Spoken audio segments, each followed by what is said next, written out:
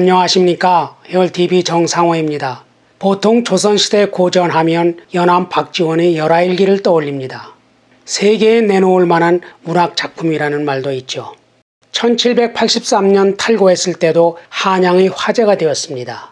그러나 자칫하면 우리는 연하일기를 보지 못할 뻔했습니다. 그 내용과 표현 방식이 문제돼서 정조의 경고장을 받고 1911년에야 활자화됐거든요. 100년 넘게 사실상 금서였던 거죠. 집안에서부터 배척의 기운이 있었습니다. 손잡벌 되는 박남수가 정조가 금하는 폐관 기설하며 촛불로 불태우려 했죠. 연암의 손자인 우의정 박규수도 아직 유림의 비판이 여전하다며 할아버지의 문집 간행을 포기했고요. 이런 상태에서 열하일기는 여러 필사본 형태로 음지에서 유통되었습니다.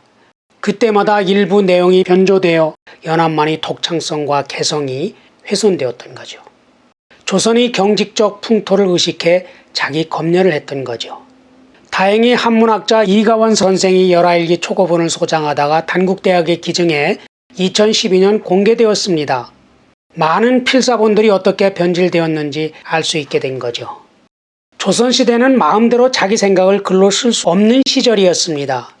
강고한 성리학 이데올로기가 지배하는 데다가 정조도 문체반정이라 해서 민간 폐관 소설의 수입을 금지하고 중국의 고문을 장려하고 있었거든요.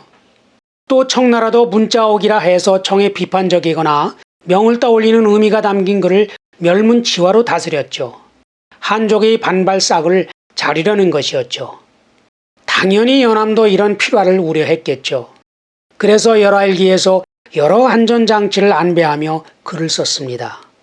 따라서 열하일기는 문장을 그대로 받아들이면 작가의 진짜 의도를 알기 어렵습니다.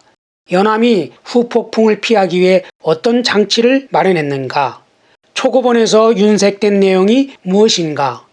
먼저 이런 뒷면의 진실을 이해해야 작품의 진가와 연암의 사상을 제대로 알 수가 있죠.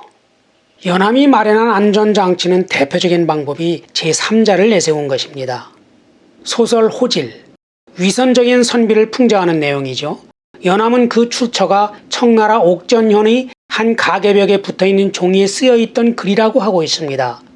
자기 창작이 아니라는 거죠.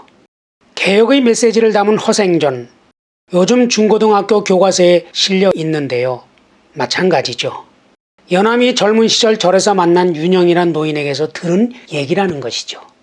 둘째는 중국 사람과의 대화를 빌려서 자기 생각을 드러내는 것입니다. 사절단이 열하의 숙소인 폐학관에 머물 때였습니다. 연암이 과거 시험을 준비하던 중국 학자 곡정 왕민호와 긴 대담을 나누는데요. 곡정이 묻죠. 귀국의 아름다운 점 몇 가지를 일러주십시오. 연암이 대답하는데 유학숭상, 황허처럼 큰 홍수가 날 염려가 없는 지리, 자급자족 경제, 여자가 두 남자를 섬기지 않는 정절, 이 네 가지를 꼽습니다. 그러자 곡정이 다시 묻죠.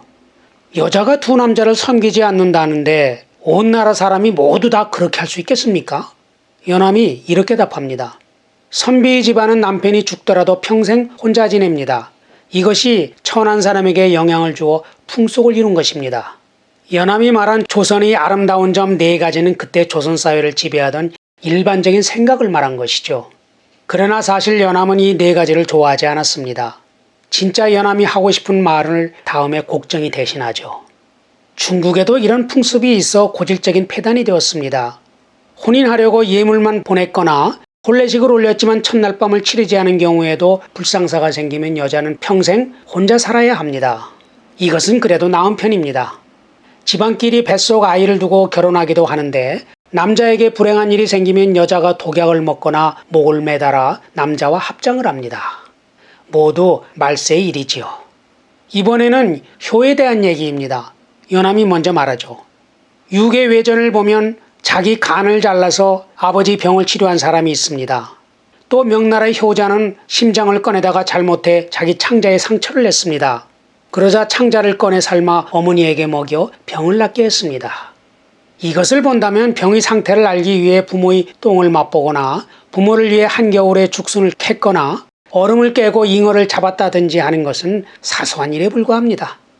그러자 곡정이 말하죠. 엄동설안에 죽순이 나오고 얼음 구덩이에서 잉어가 잡혔다니 천지의 기운이 경각하게 바뀐 것이죠. 다음을 열하일기는 이렇게 기록하고 있습니다. 서로 크게 웃었다.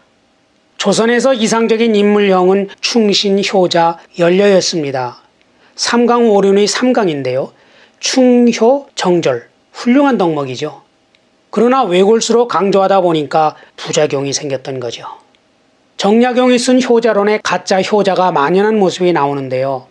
사람들이 관청에 와서 자신이 아버지나 할아버지가 효자라고 신고를 한다고 합니다. 그런데 그 이유가 자기 손가락을 자르거나 넓적다리 살을 베어 구워드리거나 똥을 맛보아 병세를 진단했다. 이런 식으로 천편일률적이라는 거죠. 거기다가 계절은 하필 먹거리가 부족한 겨울철입니다. 부모가 좋아하는 음식도 죽순이나 잉어같이 겨울철에 구하기 힘든 것들입니다. 그러나 간절히 기도하면 지극한 효심에 감동해 잉어나 죽순이 나타난다는 것이죠. 그래도 여기까지는 개인사의 끝입니다. 문제는 그 다음인데요.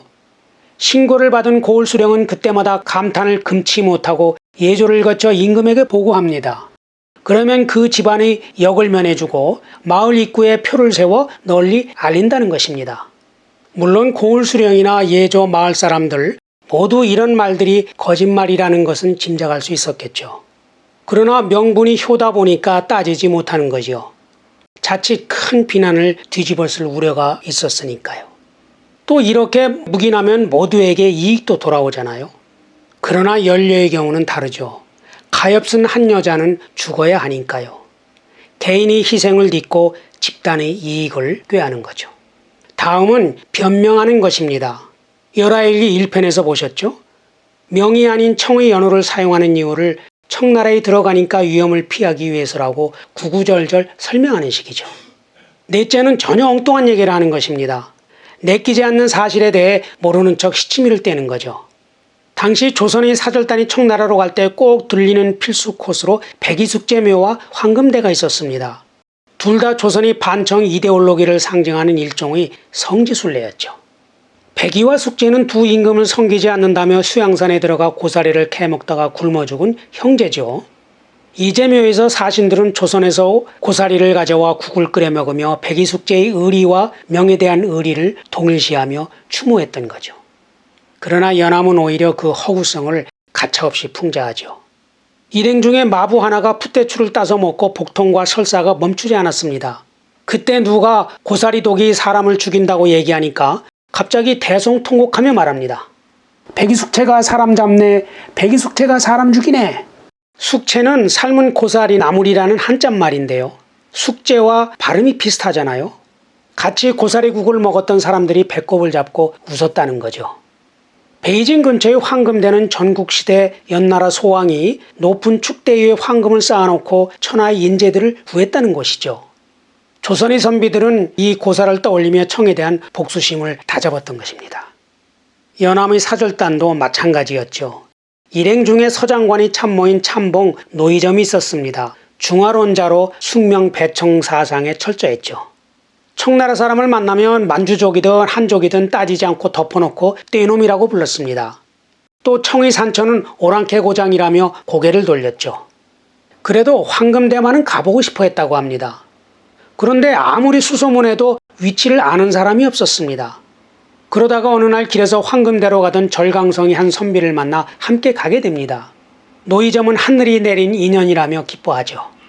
그러나 막상 도착해보니 그저 몇 미터쯤밖에 되지 않는 허물어진 흙 언덕이었습니다. 노이점이 크게 실망하죠. 연암은 이런 곳을 억지로 황금대라고 이름 붙였다며 따로 황금대 이야기를 씁니다. 내용은 중국의 여러 고사를 인용해 황금이 복수와 욕망의 도구에 불과하다는 것을 밝히는 것인데요. 길어서 끝에 곁들이는 재밌는 얘기 하나만 소개하겠습니다. 옛날에 도둑셋이 무덤 하나를 도굴해 금을 얻었습니다. 축배를 들자며 한 명이 술을 사러 가죠. 가면서 쾌재를 부릅니다. 셋이 나누기보다 혼자 꿀꺽하자. 음식에 독을 타서 가져옵니다. 그러자 기다리고 있던 두 사람이 다짜고짜 술 받아온 사람을 때려 죽이죠. 그리고 술과 음식을 실컷 먹습니다. 나중에 금을 나누기로 했던 거죠. 얼마 있다가 무덤 옆에 둘도 죽음으로 나뒹굴죠. 얼핏 보면 황금에 대한 탐욕을 경계하는 교훈 같습니다. 그러나 진짜 의도는 조선 선비들이 애타게 찾는 황금대의 황금, 그 허상을 폭로하는 거죠. 황금의 의미가 부정적으로 변하면 황금대라는 공간도 허망한 곳이 되잖아요. 비현실적인 이데올로기에 사로잡힌 유학자들을 꼬집는 성동격서의 필법이죠. 필화를 피하기 위한 마지막 방법은 후손들이 위험해 보이는 내용을 수정하거나 지운 것입니다. 자기검열한 거죠. 한 예로 통원보에서 결혼 행차를 구경하고 수레에 탄 젊은 청나라 여인을 묘사하는데요. 초고보는 그중 한 소녀는 잠옷 자색을 지녔다, 이렇게 쓰고 있습니다. 그러나 이후 필사본에서는 옷차림이 우리나라의 당나라 옷과 비슷하나 조금 길다, 바뀌어 있죠. 여인에 대한 묘사를 삭제해버린 것입니다. 또 천주교 관련 내용이나 일반 체면에 어긋나는 표현, 하인들과 주고받은 농담, 이런 자유분방한 표현들도 빠졌죠. 이런 사실을 볼 때 열하일기는 단순한 여행기가 아닙니다. 문명 비평, 서민들의 생활상, 지적 평론, 소설, 시 등 문사철이 어우러진 종합 입문서이자 위대한 고전이죠. 그 이유를 앞서 말씀드린 것 외에 요약해서 4가지를 더 꼽을 수 있겠는데요. 우선 있는 대로 보고 있는 대로 썼습니다. 비판을 두려워하지 않고 관찰 대상인 청나라는 물론이고 자기 생각과 감정에도 솔직합니다. 작가 정신에 투철했던 거죠. 둘째는 인간과 사회에 대한 문제의식과 통찰입니다. 미지의 세계인 청의 문물을 객관적으로 분석하고 조선과 비교하면서 새 세계에 대한 열망과 이용 후생의 대안을 제시하고 있죠. 시대를 앞서가는 문명 비평적 해안이죠. 셋째는 인간애입니다. 보통 양반 사대부의 글에서 아래 것은 존재감이 없습니다. 그러나 열하일기에는 하인인 견마자비와 마부가 자주 주인공으로 등장합니다. 한 예로 베이징에 마부 장복을 혼자 남겨두고 열하로 떠날 때 이별의 슬픔을 말하는데요. 연암의 휴머니스트적인 면을 엿볼 수 있는 장면이죠. 부자간이 혈육도 아니고 군신간이 의리도 아니고 부부간이 정분도 아니고 부모간이 사귐도 아니다. 그런데도 그 생이별의 괴로움이 이와 같다. 끝으로 문장력입니다. 1편에서 보셨죠? 만주 벌판을 보고 통곡하기 좋은 곳이라고 하잖아요. 이런 기발한 착상과 갓 건져낸 물고기처럼 생동하는 언어가 압권이죠. 그런데 작가가 아무리 재주가 있다 한들 이런 명작이 노력 없이 나올 수 있었겠습니까? 연암의 말인데요. 말꼬비를 잡고 안장에 앉은 채 졸면서 이리저리 생각을 풀어냈다. 무려 수십만 마디의 말이 가슴속에 문자로 쓰지 못하는 글자를 쓰고 허공에는 소리가 없는 문장을 썼으니 매일 여러 권이 되었다. 고민하는 지성연암의 고된 노력과 100여 년이라는 인고의 역사가 쌓여 시대를 앞선 고전 열하일기가 탄생된 거죠. 오늘날 우리 사회는 표현의 자유가 있고 유용한 정보도구가 널려 있습니다. 현실을 평등하게 보고 미래를 통찰하는 지성이 꼽히기를 여러분과 함께 소망해 봅니다. 준비된 영상은 여기까지입니다. 구독과 좋아요 눌러주시면 힘이 됩니다.